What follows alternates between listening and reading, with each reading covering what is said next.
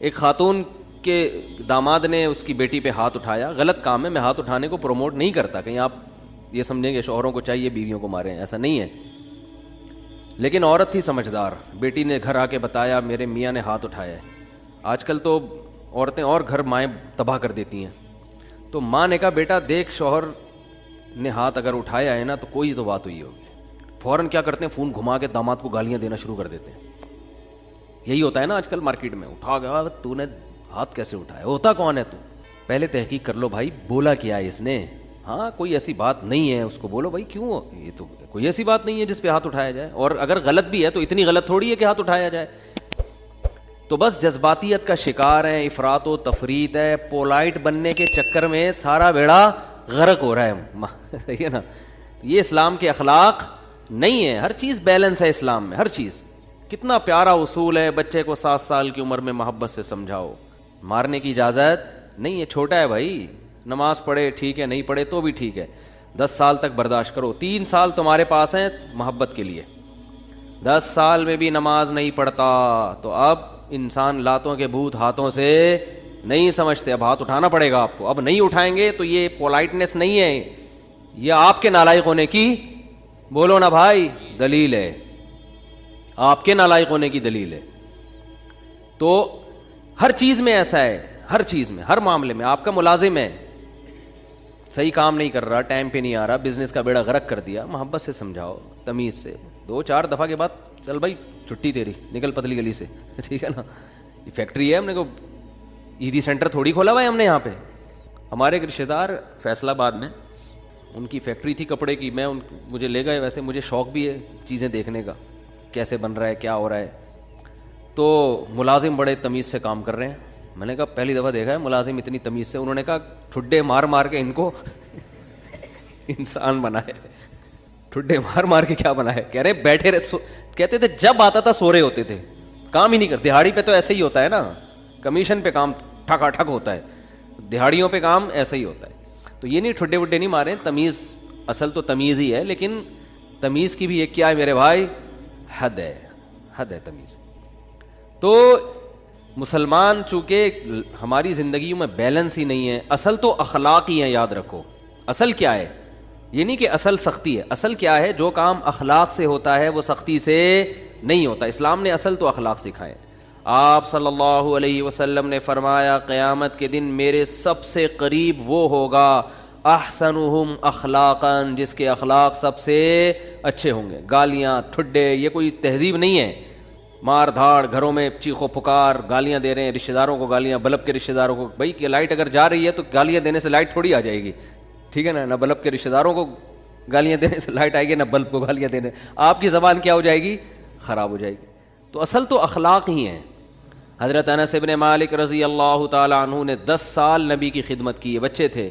فرماتے ہیں ایک دفعہ بھی ایسا نہیں ہوا کہ میں نے کوئی کام نہیں کیا اور آپ نے یہ پوچھا کیوں نہیں کیا, اور میں نے کوئی کام نہیں کرنا تھا اور کر دیا تو آپ نے یہ پوچھا ہو کہ کیوں کیا. بس جتنا کام کر دیا ٹھیک ہے, نہیں کیا تو بھی ٹھیک ہے. نبی صلی اللہ علیہ وسلم نے حضرت انس بن مالک کو ایک دفعہ کسی کام سے بھیجا, وہ بچے تھے, بجائے کام کرنے کے بچوں میں کھیلنے لگے جا کے.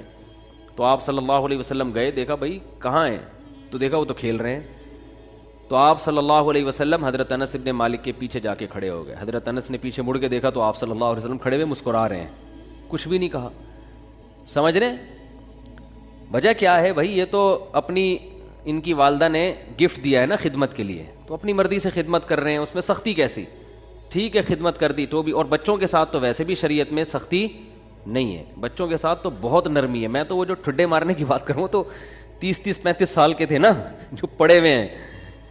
تو آپ صلی اللہ علیہ وسلم کے ہمیں سیرت میں سختی بھی ملتی ہے اور نرمی بھی. رحمت للعالمین, ایک ایتھیس نے اعتراض کیا یہ رحمت للعالمین ہے اور جناب گردنیں اڑانے کا حکم بھی دے رہے ہیں, یہ کیسے رحمت للعالمین ہے. بھائی رحمت للعالمین کا یہ مفہوم کہ کسی کو کچھ بھی نہ کہیں, یہ رحمت نہیں ہے, یہ انسانیت کے لیے زحمت بن جائے گی یہ عادت, تو کیونکہ اس صفت کو فالو کرنا ممکن نہیں ہے. رحمت کا معنی ہر لحاظ سے جامع شخصیت ہیں آپ صلی اللہ علیہ وسلم. مشہور واقعہ کئی بار سنا چکا ہوں, دوبارہ سنا کے بس پھر آگے بڑھتا ہوں, کہ ایک شخص نبی صلی اللہ علیہ وسلم کی جاسوسی کر رہا تھا, گرفتار ہو گیا. تو آپ نے حکم دیا اس کی گردن اڑائی جائے. اب دیکھو گردن اڑانے کا حکم دینا بظاہر یہ رحمت کے خلاف ہے نا. ہم ہوتے ہم کہتے ہیں نہیں بھائی گردن کیوں اڑائی جائے, اسلام تو بہت وسیع مذہب ہے, ٹھیک ہے نا, اللہ بہت غفور رحیم ہے. آپ صلی اللہ علیہ وسلم نے حکم کیا دیا گردن, کیونکہ نہیں اڑائی تو یہ اپنے ساتھیوں کے ساتھ ناانصافی ہوگی. کل دوبارہ جاسوسی کرے گا ہمارے ساتھ. پہلے اپنے لوگ ہیں لیکن اس نے اپنی 6 بیٹیوں کا واسطہ دیا کہ میری 6 بیٹیاں ہیں, میں 6 بیٹیوں کا باپ ہوں, آئندہ نہیں کروں گا. آپ صلی اللہ علیہ وسلم کو اس پہ ترس آیا اور آپ نے اس کو چھوڑنے کا حکم دے دیا.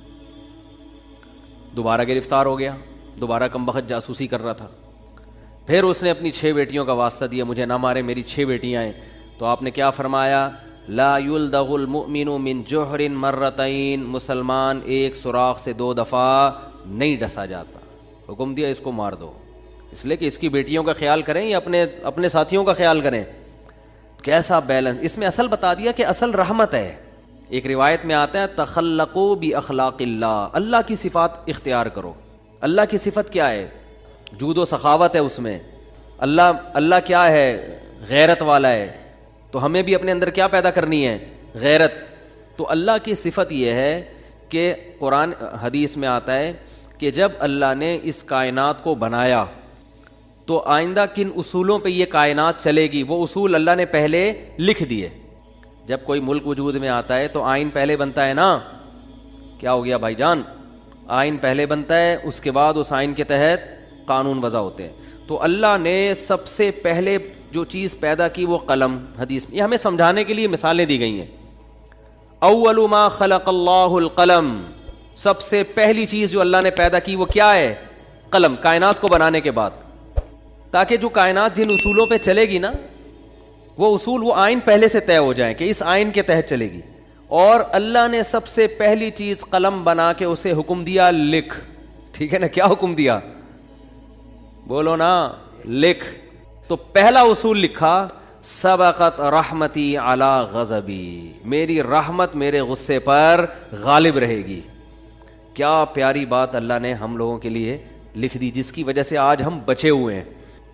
یعنی جہاں غصے اور رحمت میں ٹکراؤ ہوگا تو رحمت کیا ہوگی؟ رحمت کا گراف ہمیشہ اوپر رہے گا. اللہ یہ بھی لکھ سکتے تھے کہ میرا جو غضب ہے وہ ہوگا ہی نہیں, میرا غضب ہوگا ہی نہیں, ہمیشہ کیا رہے گی؟ رحمت. رحمت ہی رحمت کے اصول پہ چلے گی, غضب نہیں ہوگا.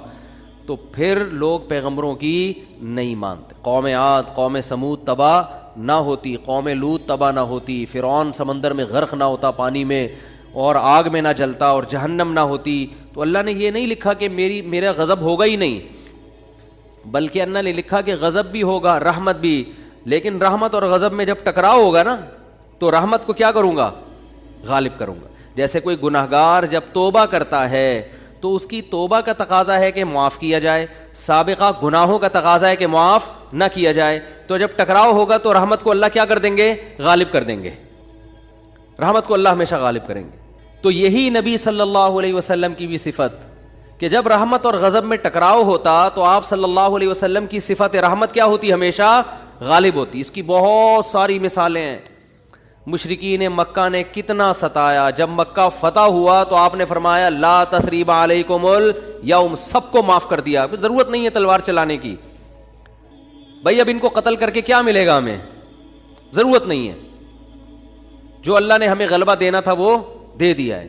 تو نہیں تلوار چلائی آپ صلی اللہ علیہ وسلم نے, بلکہ مشرکین کے جو سردار تھے ان کو الگ سے عزت دی آپ صلی اللہ علیہ وسلم نے.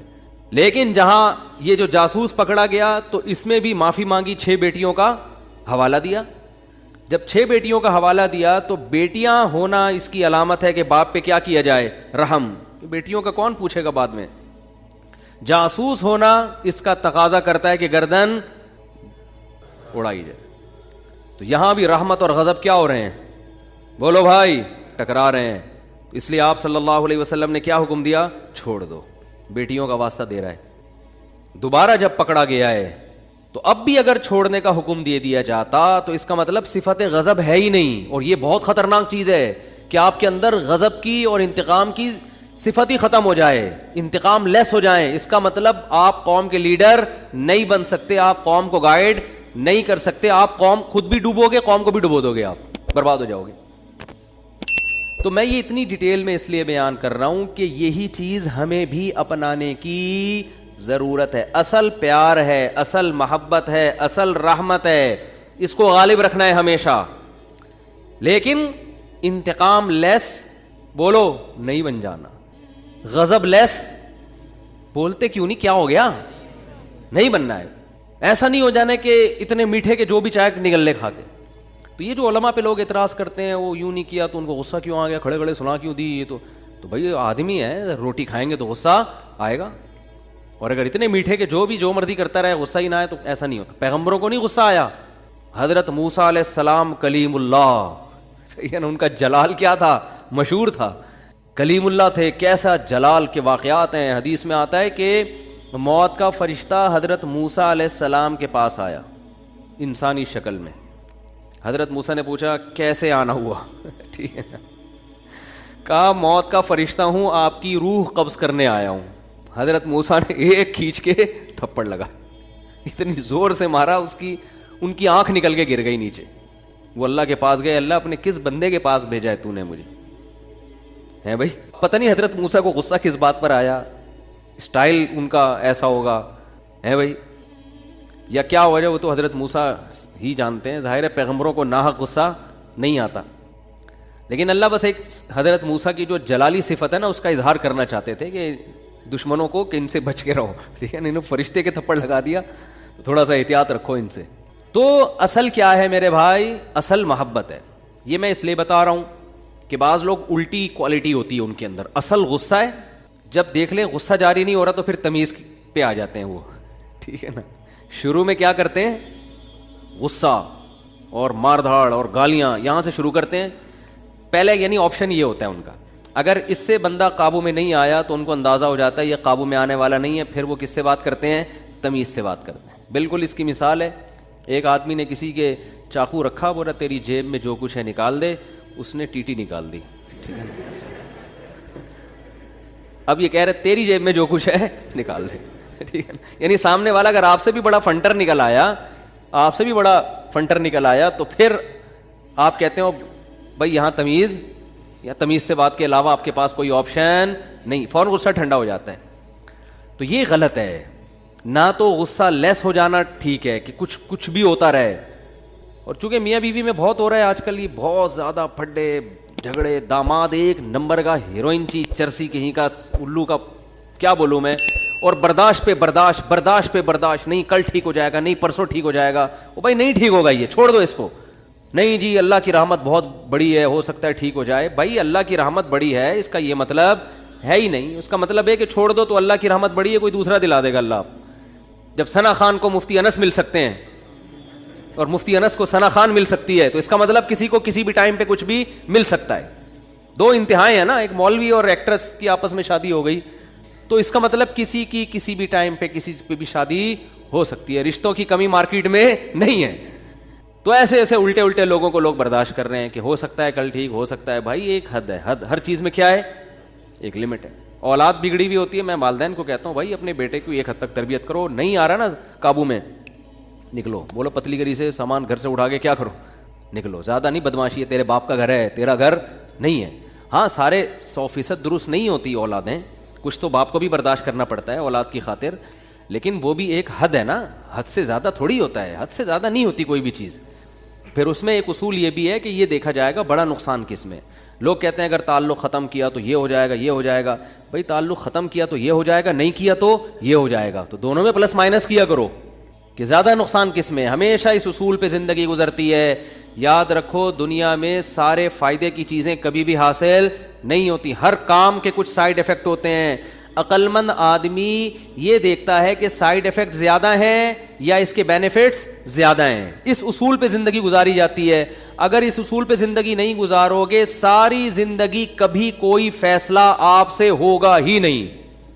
سمجھ رہے ہو کہ نہیں سمجھ رہے؟ ساری زندگی کنفیوز رہو گے اور کبھی کوئی فیصلہ آپ سے ہوگا ہی نہیں.